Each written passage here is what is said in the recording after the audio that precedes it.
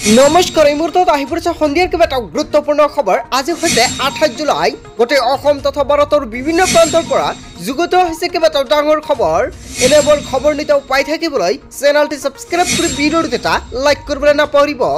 আজিৰ আমাৰ প্ৰথম খুবেই গুৰুত্বপূৰ্ণ খবৰ হৈছে অসমবাসীৰ বাবে এটা ডাঙৰ খবৰ। আত্মসহায়ক মহিলা 10,000 টকাৰ এটা ভাল খবৰ। লগতে নতুনকৈ ৰেচন কাৰ্ড আবেদন আৰম্ভ হৈ গৈছে। যিসকল ব্যক্তি ৰেচন কাৰ্ডৰ পৰা নাম বাদ পৰিছে সেইসকল ব্যক্তিও অন্তৰ্ভুক্ত কৰিব পাৰিব সেইসকল ব্যক্তিৰ নামসমূহ। লগতে কেইবাটাও ৰাজনৈতিক খবৰৰ লগতে অৰাজনৈতিক খবৰ মুকলি হৈছে আজিৰ দিনটোত। লগতে মুকলি হৈছে যান বাহনৰ বাবে কেইবাটাও নতুন নিয়ম। নাজানিলে হ'ব পাৰে আপোনাৰ ভয়ংকৰ বিপদ। আজিৰ আমাৰ প্ৰথম খুবেই গুৰুত্বপূৰ্ণ খবৰ হৈছে অসমবাসীৰ বাবে এটা ডাঙৰ খবৰ। ৰেচন কাৰ্ড নথকালৈ বিশেষ সুবিধা। যিসকল ব্যক্তিৰ ৰেচন কাৰ্ড নাই সেইসকল ব্যক্তিৰ বাবে এটা ভাল খবৰ। নতুন ৰেচন কাৰ্ড লাগে যদি অহা 3 আগষ্টৰ ভিতৰত সংগ্ৰহ কৰক প্ৰপত্ৰ। আপুনি 3 আগষ্টৰ ভিতৰতে লাভ কৰিব ৰেচন কাৰ্ড। ৰেচন কাৰ্ডত নতুনকৈ অন্তৰ্ভুক্ত কৰিব পাৰিব পৰিয়ালৰ সদস্যৰ নাম। লগতে যদি আপোনাৰ ৰেচন কাৰ্ডৰ পৰা কোনোজন ব্যক্তিৰ নামটো বাদ পৰিছে সেইসকল ব্যক্তিৰ নামো আপুনি অন্তৰ্ভুক্ত কৰিব পাৰিব আপোনাৰ ৰেচন কাৰ্ডত। শ্ৰমিক চৰকাৰী পৰ্টেলত পঞ্জীয়নভুক্ত অসমৰ প্ৰয়োজিত শ্ৰমিকসকলে বিশেষ সুবিধা প্ৰদান কৰা হৈছে। নতুন ৰেচন কাৰ্ড অথবা ৰেচন কাৰ্ডত নাম অন্তৰ্ভুক্তৰ বাবে অহা 3 আগষ্টৰ ভিতৰত সংগ্ৰহ কৰিব লাগিব প্ৰপত্ৰ।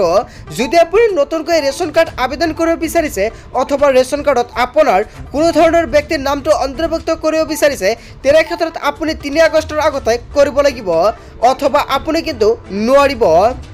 সম্পূৰ্ণ তথ্যসহ সংশ্লিষ্ট জিলা মহকুমাৰ খাদ্য লগতে ৰাজহুৱা বিতৰণ আৰু গ্ৰাহক পৰিক্ৰমাৰ কাৰ্যালয়ত ফৰ্ম জমা দিব লাগিব।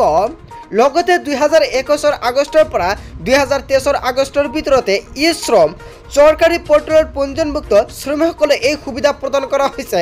যিসকল ব্যক্তিৰ শ্ৰম কাৰ্ড আছে অকল সেইসকল ব্যক্তিয়ে লাভ কৰিব পাৰিব চৰকাৰৰ এই অবিলাসী সুবিধা। আপুনি ঠিকেই শুনিছে, যদি 2021 পৰা 2023 বৰ্ষৰ ভিতৰত আপুনি শ্ৰম কাৰ্ডটো বনাইছে তেনে ক্ষেত্ৰত আপুনি লাভ কৰিব পাৰিব এইসমূহ সুবিধা। যদি আপুনি ইয়াৰ আগতে বা ইয়াৰ পিছতে আপুনি শ্ৰম কাৰ্ডটো বনাইছে তেন্তে কিন্তু আপুনি এইসমূহ সুবিধা নাপাব।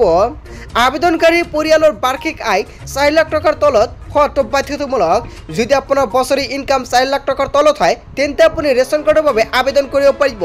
চৰকাৰে এখন গুৰুত্বপূৰ্ণ পন্থা হাতত লৈছে। যিসকল ব্যক্তিৰ ৰেচন কাৰ্ড নাই অতি শীঘ্ৰে আপুনি ৰেচন কাৰ্ড আবেদন কৰি লৈ লওক। আপোনাৰ সুলভ মূল্যৰ দোকানত গৈ এতিয়া আপুনি যোগাযোগ কৰক। তাৰপিছত অসমবাসী ৰাজ্যক জনাইছো আমাৰ 2 নম্বৰটো খুবেই গুৰুত্বপূৰ্ণ খবৰ। লগতে ডাঙৰ খবৰ, সংখ্যালঘুৰ বাবে বাজেটত ধন বৃদ্ধি কৰিলে মোদী চৰকাৰে। সংখ্যালঘুৰ উন্নয়নৰ বাবে বাজেটত ধন বৃদ্ধি কৰিলে মোদী চৰকাৰে।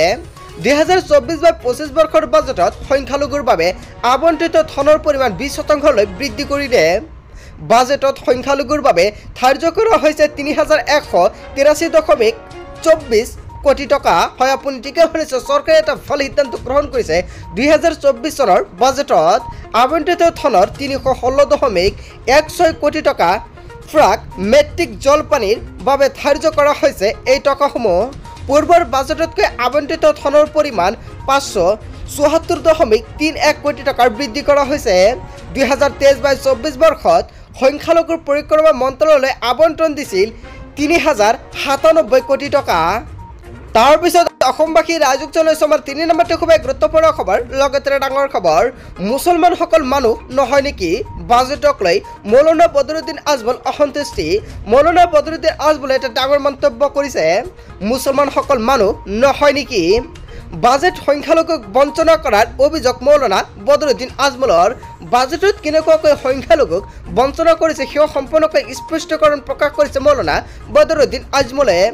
এখন হাতত কোৰাণ আৰু এখন হাতত লেপটপ দিয়াৰ প্ৰতিশ্ৰুতি পাহৰিলে নেকি মোদী চৰকাৰে? এনেকুৱাকৈ প্ৰশ্ন উত্থাপন কৰিছে মৌলানা বদৰুদ্দিন আজমলে। কিয়নো মোদী চৰকাৰে কৈছিলে এখন হাতত লেপটপ আৰু আনখন হাতত কোৰাণ দিব, আৰু এই কথা পাহৰিলে নেকি? এনেকুৱাকৈ মন্তব্য কৰিছে মৌলানা বদৰুদ্দিন আজমলে।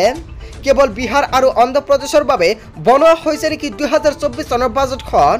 বাজেটত অসমক বঞ্চনা কৰাৰ অভিযোগ মৌলানা বদৰুদ্দিন আজমলৰ। 5 কেজি চাউল বিনামূলীয়াকৈ দি যুৱ প্ৰজন্মক এলেহুৱা বনাইছে নেকি চৰকাৰে? কাম কৰাৰ পৰিৱৰ্তে নিচাযুক্ত দ্ৰব্য সেৱন কৰিবলৈ ধৰিছে একাংশ যুৱ প্ৰজন্মই, আৰু ইয়াক লৈ মৌলানা বদৰুদ্দিন আজমলে এটা ডাঙৰ মন্তব্য কৰিছে। ইয়াৰ বিষয়ে জনতাই কি ক'ব? জনতাৰ মন্তব্যটো নিশ্চয় কমেণ্ট বক্সত জনাব। তাৰপিছত অসমবাসী ৰাইজক জনাইছো আমাৰ 3 নম্বৰটো খুব গুৰুত্বপূৰ্ণ খবৰ লগতে এটা ডাঙৰ খবৰ 1 আগষ্টৰ পৰা যান বাহনৰ পঞ্জীয়ন নম্বৰত থাকিব AS01 যিয়ে কেইবাটাও নিয়ম সলনি হ'বলৈ ধৰিছে 1 আগষ্টৰ পৰা নতুনকৈ বাহন কিনিব বিচৰা সকলৰ বাবে বিশেষ খবৰ মুকলি হৈছে 1 আগষ্টৰ পৰা নতুনকৈ কিনা বাহনৰ নম্বৰ প্লেটত লিখা থাকিব AS01 যিয়ে মেৰা ভাৰত মহান স্লোগানেৰে স্বদেশ প্ৰেম উদ্বুদ্ধ কৰাই পৰিবহণ বিভাগৰ লক্ষ্য নম্বৰ প্লেটত লিখা GA সূচাব গুৱাহাটী অসম 1 আগষ্টৰ পৰা কামৰূপ মহানগৰত প্ৰযোজ্য হ'ব এই নিয়ম হয় আপুনি ঠিকই শুনিছে এটা ডাঙৰ নিয়ম সলনি কৰা হৈছে তাৰ পিছত অসমবাসী ৰাইজক জনাইছো আমাৰ 4 নম্বৰটো খুব গুৰুত্বপূৰ্ণ খবৰ লগতে এটা ডাঙৰ খবৰ সাৱধান হওক অসমবাসীৰ লগতে ভাৰতবাসী কিনো উৎকট গৰমে আজি অধিক দহিব ৰাজ্যবাসীক ৰাজ্যত 4 জনৰ লগতে ভয়ংকৰ ঘটনা সংঘটিত হৈছে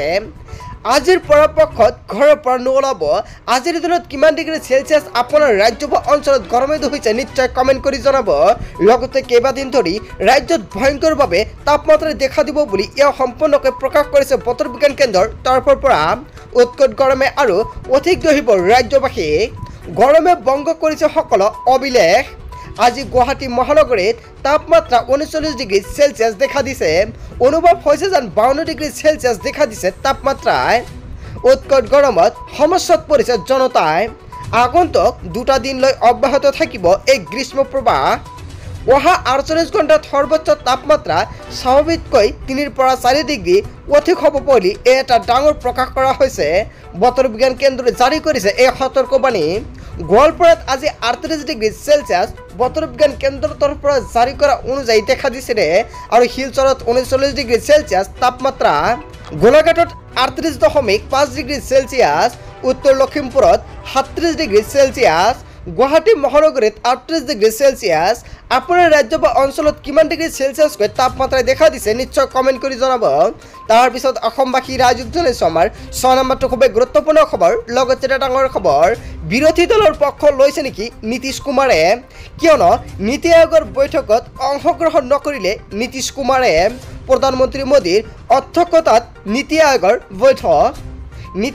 বৈঠকত অংশগ্ৰহণ নকৰিলে নীতিশ কুমাৰে বিভিন্ন উন্নয়নমূলক বিষয়ৰ ওচৰত আলোচনা কৰা হয় নীতি আয়োগৰ বৈঠকত হয় ঠিকই শুনিছে বিভিন্ন উন্নয়নমূলক বিষয়ৰ ওপৰত সম্পূৰ্ণকৈ কিন্তু নীতি আয়োগৰ বৈঠকত সম্পূৰ্ণকৈ আলোচনা কৰা হৈছে কিন্তু তাতে উপস্থিত নহল নীতিশ কুমাৰে বিৰোধী দলৰ পক্ষ ললে নেকি বিহাৰৰ নীতিশ কুমাৰে আৰু এনেকুৱা এটা ডাঙৰ প্ৰশ্ন উত্থাপন হৈছে বৈঠকত বিহাৰক প্ৰতিনিধিত্ব কৰিছিল ৰাজ্যখনৰ 2 উপমুখ্যমন্ত্ৰী সম্ৰাট চৌধুৰী আৰু বিজয় সিনহাই নীতিশৰ অনুপস্থিতিক লৈ বিভিন্ন জল্পনা কল্পনাৰ ৰাজনৈতিক বিশেষৰ আৰু কেৱল ইয়াই নহয় ৰাজনৈতিক বিশেষকৰ আলোচনা মতে বিজেপি আৰু জেডিঅ'ৰ বন্ধুত্ব লাগিছে আউল শেহতীয়া বাজেটক লৈ সন্তুষ্ট নহয় নেকি নীতিশ কুমাৰ এনেকুৱা এটা ডাঙৰ প্ৰশ্ন উত্থাপন হৈছে এফালে আগন্তুক বিহাৰৰ বিধানসভা নিৰ্বাচনৰ বাবে বিশেষ ভূমিকা লাভৰ আশা কৰিছে জেডিইউৱে কিন্তু বিজেপিয়ে এৰি দিব